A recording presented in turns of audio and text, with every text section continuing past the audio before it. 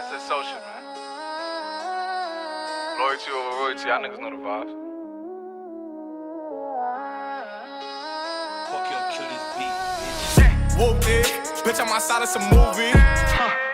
Blue cheese, I swear I'm addicted to blue cheese. I gotta stick to this paper like blue sleep. Bitch, I'm by my chicken like it's a two-piece. You can have your bitch back, she a groupie. She just swallow all my kids in a two-seat.